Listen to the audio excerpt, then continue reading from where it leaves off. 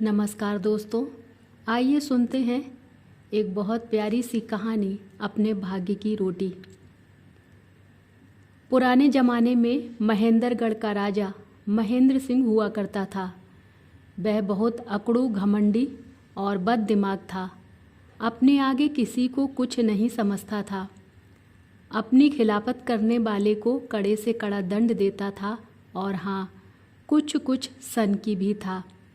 एक दिन उसे यह सनक समाई कि जरा अपने परिवार के लोगों से भी तो यह जाना जाए कि सब लोग उसके बारे में क्या विचार रखते हैं।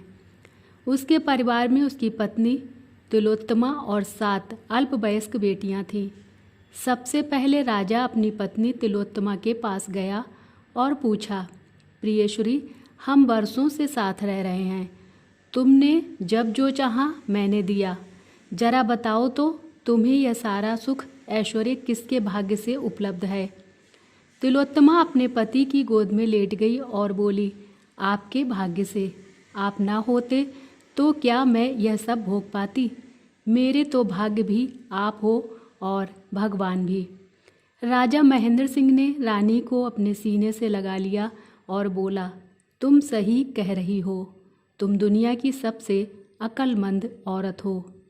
इसके बाद राजा ने अपनी बेटियों को बारी बारी से बुलाया और यही सवाल किया। बड़ी 6 राजकुमारियों ने तो बिल्कुल वैसा ही जवाब दिया जैसा महेंद्र सिंह चाहता था। लेकिन सबसे छोटी राजकुमारी फूल कुमारी ने कहा, पिताजी, सबका भाग्य रचने वाला भगवान है। उसी ने मेरे भाग्य में यह सुख लिखा है और उसी के लिखे से मैंने आपकी पुत्री के रूप में जन्म लिया और मुझे मेरे भाग्य से यह सारा सुख उपलब्ध है। फूल कुमारी के इस जवाब से सनकी राजा एकदम सनक गया। फिर भी अपने गुस्से पर काबू रखते हुए बड़े प्यार से बोला, मेरी प्यारी छोटी गुड़िया, लगता है तू मेरी बात ठीक से समझी नहीं। मैं यह पूछ रहा हूँ कि मेरे घर, मेरे राजमहल में तू जो रोटी खाती है किसके भाग्य से खाती है। कौन खिलाता है तुझे रोटी और पकवान। मेरा भाग्य खिलाता है पिताजी, जिसने मुझे आपकी पुत्री के रूप में जन्म दिया। इस दुनिया में सब अपने अपने भाग्य की रोटी खाते हैं। मैं भी अपने भाग्य की रोटी खाती हूँ। अब तो राजा महेंद्र सिंह का धैर्य जवाब दे गया। वह भड़क उठा और कड़क कर बोला, क्या कहा। यह सारा सुख जो मैं तुझे दे रहा हूँ तुझे तेरे अपने भाग्य से उपलब्ध है। मूर्ख, तू मेरी अनुकंपा को अपना भाग्य बताती है। निकल जा मेरे घर से, मैं तेरी शक्ल भी नहीं देखना चाहता। फूल कुमारी पिता के पैर पकड़कर रोने लगी। पिताजी, यह आप क्या कह रहे हैं। मैं आपकी पुत्री हूँ, आप मेरे जन्मदाता हैं। इस दुनिया में मैं तो किसी और को जानती भी नहीं। आप मुझे दुत्कार देंगे तो कहाँ जाऊँगी मैं। इतने कठोर मत बनिए पिताजी, मुझे मेरे घर से मत निकालिए। खामोश, बिगड़ैल लड़की, राजा महेंद्र सिंह दहाड़ा। इस घर को अपना घर मत कह, यह मेरा घर है। और उसने लात मारकर फूल कुमारी को परे धकेल दिया और दासियों को आवाज़ दी और उनके आने पर आदेश दिया। फूल कुमारी के शरीर से राशि वस्त्र और आभूषण उतार कर उसे किसी दासी की गंदी और फटी चिथड़ी मैली सी पोशाक पहना दो। दासियों ने ऐसा ही किया और फूल कुमारी को एक भिखारिन सी बनाकर सामने ले आई। राजा के आदेश पर फूल कुमारी के खूबसूरत चेहरे पर कालिक भी पोत दी गई। फिर राजा महेंद्र सिंह ने फूल कुमारी से पूछा, अब भी सोच ले और हमें सही सही जवाब दे दे कि किसके भाग्य से तू यह राजसी सुख भोग रही है। किसके भाग्य से तू माल, पकवान और रोटी खाती है।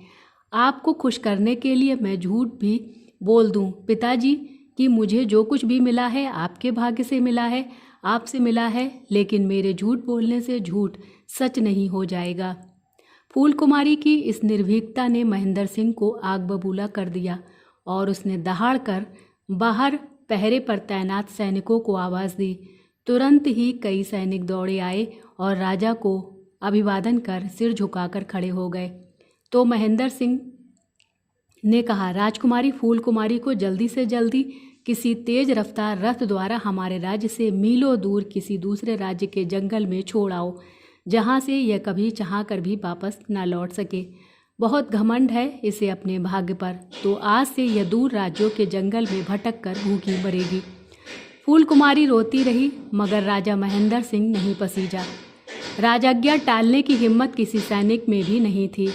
सैनिक फूल कुमारी को घसीटते हुए ले गए और उसे बहुत दूर किसी राज्य की सीमा से सटे जंगल में छोड़कर वापस लौट आए।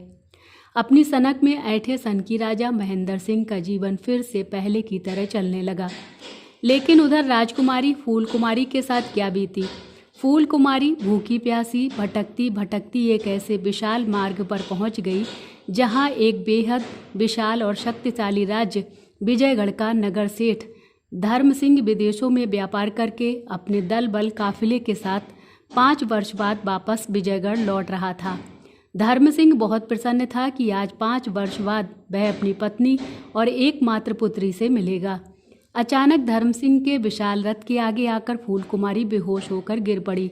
धर्म सिंह के सेवक उसे उठाकर धर्म सिंह के पास लाए तो उसके गंदे चेहरे के बावजूद उसके नाक नक्श देखकर उछल पड़ा और बोला, यह तो बिल्कुल मेरी पुत्री फूल कुमारी जैसी लग रही है, लेकिन यह यहाँ क्यों भटक रही है और ऐसे भिखारिन के लिबास में कैसे है।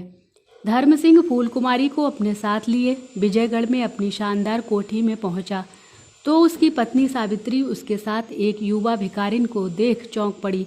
यह आप किस भिखारिन को ले आए? भिखारिन, मुझे तो यह अपनी बेटी फूल कुमारी जैसी लग रही है। बेशक उसे देखे मुझे 5 वर्ष हो गए हैं, लेकिन वही नाक नक्श है, बिल्कुल वैसी ही लग रही है यह कन्या। धर्म सिंह बोला, मगर हमारी बेटी फूल कुमारी तो 5 वर्ष पहले आपके व्यापार के लिए विजयगढ़ के प्रस्थान करने के 5 दिन बाद ही एक जहरीले सांप के काटने से मर गई थी। सावित्री ने कहा। अपनी पुत्री की अकाल मृत्यु के समाचार से सेठ धर्म सिंह दुखी तो बहुत हुआ, लेकिन यह भी जबरदस्त संयोग और विधि का चमत्कार ही था कि उसकी पुत्री का नाम भी फूल कुमारी था और कुछ शक्ल भी राजकुमारी फूल कुमारी जैसी थी। सेठ धर्म सिंह की दासियां राजकुमारी फूल कुमारी को होश में लाईं और सेठ व सेठानी के कहने पर उसे नहला धुला कर अच्छे वस्त्र पहनाकर धर्म सिंह और सावित्री के सामने लाईं तो दोनों हक्के बक्के रह गए। तुम कौन हो बेटी? तुम तो बिल्कुल हमारी बेटी फूल कुमारी जैसी लग रही हो, धर्म सिंह ने पूछा। और जब फूल कुमारी ने अपनी सारी आप बीती बताई तो सेठानी सावित्री सेठ धर्म सिंह से बोली, सुनो जी, इसका नाम भी फूल कुमारी है और बिल्कुल हमारी स्वर्गवासी पुत्री जैसी लग रही है, क्यों ना इसे हम अपनी बेटी बना ले। मैं भी यही सोच रहा हूँ, धर्म सिंह ने कहा। और उसके बाद फूल कुमारी सेठ धर्म सिंह के घर उनकी बेटी बनकर रहने लगी। कई वर्ष बीत गए। फूल कुमारी बड़ी होकर बहुत ही खूबसूरत युवती बन गई। उन्हीं दिनों विजयगढ़ के वृद्ध और बीमार राजा विजय सिंह का निधन हो गया और राज्य का सिंहासन युवा और कुमारे युवराज विराट विक्रम ने संभाला।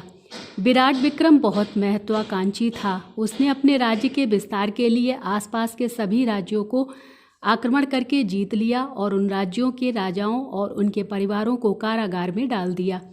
फिर एक दिन विजयगढ़ की जनता को अपने दर्शन देने के लिए राजा विराट विक्रम ने विजयगढ़ की सड़कों पर अपनी रथ यात्रा निकाली, जिससे सभी राज्यवासी उसके दर्शन कर सकें। जब विराट विक्रम की सवारी सेठ धर्म सिंह की कोठी के सामने से निकली, उस समय फूल कुमारी घर की छत से सड़क पर झांकते हुए अपने लंबे और खूबसूरत बालों को संवार रही थी। अचानक ही विराट विक्रम की दृष्टि उस पर पड़ी। उसने फूल कुमारी को देखा और देखकर उसके अनुपम सौंदर्य पर मुग्ध हो गया। उसने अपने महामंत्री को फूल कुमारी से विवाह के लिए सेठ धर्म सिंह के यहाँ भेजा। सेठ धर्म सिंह और सावित्री के लिए इससे बड़ी खुशी क्या हो सकती थी कि स्वयं राजा विराट विक्रम उनकी बेटी से विवाह करना चाहते थे। शुभ मुहूर्त में बड़ी धूमधाम से फूल कुमारी और विराट विक्रम का विवाह हुआ और 1 वर्ष बाद फूल कुमारी एक बहुत सुंदर गुड्डे जैसे बेटे की मां बन गई। तब विराट विक्रम ने फूल कुमारी से कहा, रानी जी, हम चाहते हैं कि आप सभी दास दासियों और कारागार में बंद कैदियों को राजकुमार के जन्म की मिठाई अपने हाथ से बांटें और पुत्र के सुखद भविष्य के लिए सबका आशीर्वाद प्राप्त करें। जब फूल कुमारी मिठाई बांटने के लिए कारागार में गई तो वहां अपने माता पिता और बहनों को देख हतप्रभ रह गई।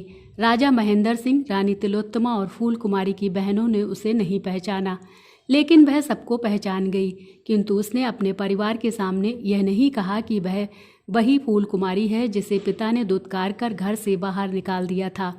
फिर उसने अपने पति विराट विक्रम के निकट पहुंच फूल कुमारी ने उससे कहा, सुनो जी, मैं चाहती हूँ कि पुत्र जन्म की खुशी में आप सभी कैदियों को कारागार से आज़ाद कर दें।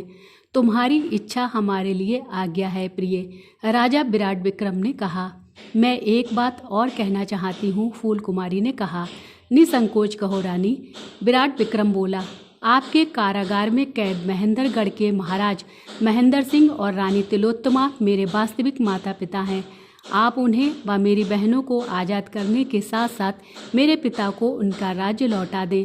फूल कुमारी ने कहा और बताया कि किस तरह उसके पिता ने उसे अपने घर से बाहर निकाल दिया था और फिर भाग्य ने उसे माता पिता के रूप में सेठ धर्म सिंह और सावित्री दिए और सेठ और सेठानी ने उसे अपनी सगी बेटी की तरह पाल पोस कर बड़ा किया। सब कुछ जानकर राजा विरत विक्रम ने कहा, तुम्हारा दिल बहुत बड़ा है रानी।